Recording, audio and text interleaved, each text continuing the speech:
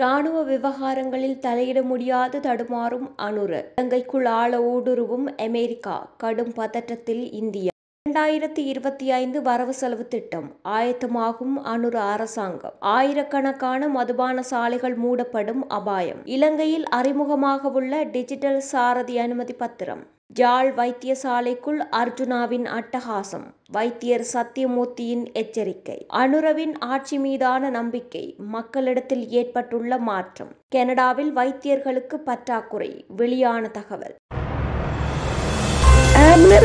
கனடாவின் இன்றைய முக்கிய செய்திகள். இலங்கை செய்திகள். தேசிய மக்கள் சக்தி அதிரடியான வாக்குறுதிகளை வழங்கினாலும் நடைமுறையில் அவர்களால் பல விடயங்களை நிறைவேற்ற முடியாத தன்மை தற்போது காணப்படுவதாக எதிர்க்கட்சி வட்டாரங்களில் இருந்து விசனங்கள் முன்வைக்கப்படுகின்றன.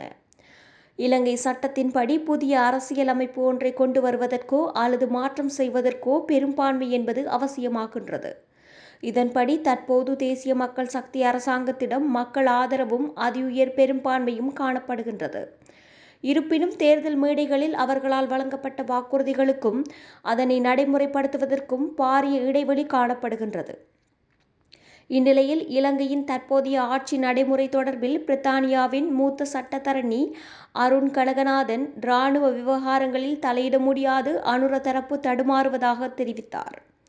மேலும் வல்லரசுகளின் கட்டுப்பாடுகளின் கீழ் இலங்கை தற்போது காணப்படுவதாகவும் கூறினார். உலகத்தில் பல நாடுகளில் திடீரென இடம்பெற்ற ஆட்சி மாற்றங்கள், ஆட்சி கவிழ்ப்புகள் ஊடாக பூகோள அரசியல் எவ்வாறு ஊடுருவி இருக்கின்றது என்பதை தெளிவாக காட்டுகின்றது.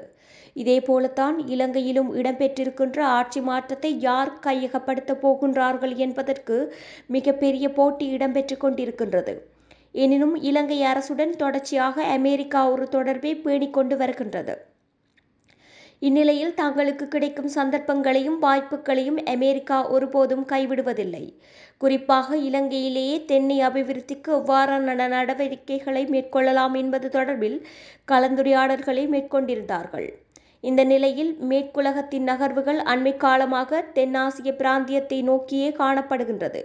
குறிப்பாக அமெரிக்கா வருகின்றது என்னும் போது இந்தியா பதற்றமடையும் நிலை ஏன் காணப்படுகின்றது என்பது அனைவரும் அறிந்ததே என்றும் பிரித்தானியாவில் இருக்கும் இராணுவ ஆய்வாளர் கலாநிதி ஆரோஸ் தெரிவித்துள்ளார்.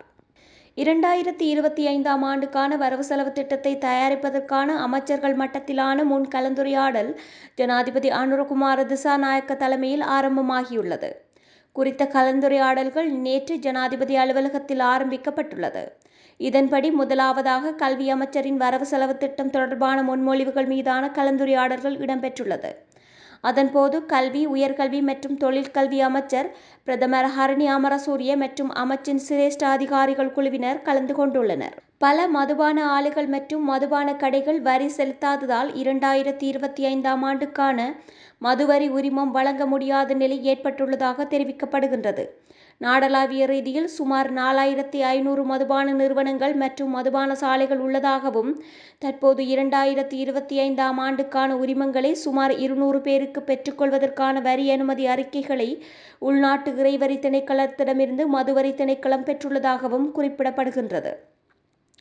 இந்த நிலையில் நிர்ணயிக்கப்பட்ட முறையில் வரி செலுத்தியவர்களின் அனுமதி அறிக்கைகளை உள்நாட்டு இறைவரி திணைக்களம் மதுவரி திணைக்களத்திற்கு வழங்கும் என மதுபான அனுமதி பத்திரம் பெறுவோர் சங்கத்தின் தவிசாளர் அஜித் உடுகம தெரிவித்துள்ளார்.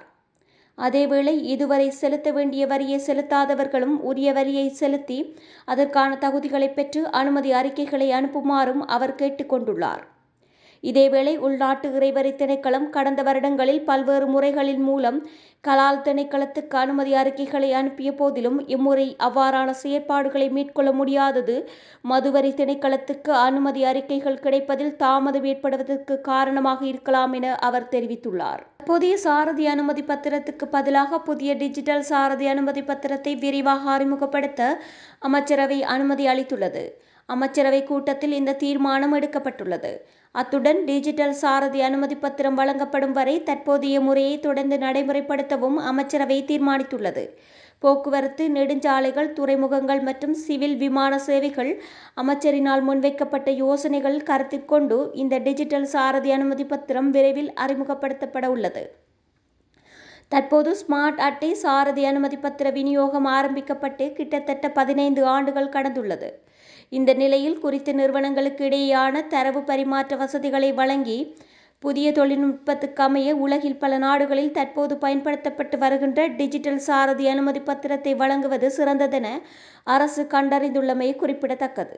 நாடாளுமன்ற உறுப்பினர் ராமநாதன் அர்ச்சுனா மீண்டும் யாழ் போதனா வைத்தியசாலைக்கு குழப்பம் விளைவிக்க வருவாரெனின் வாசலிலே வைத்து பாதுகாப்பு உத்தியோகஸ்தர்களினால் அவர் போலீசாரிடம் ஒப்படைக்கப்படுவார் என்று யாழ் போதனா வைத்தியசாலையின் பணிப்பாளர் வைத்தியர் தங்கமுத்து சத்தியமூர்த்தி தெரிவித்துள்ளார்.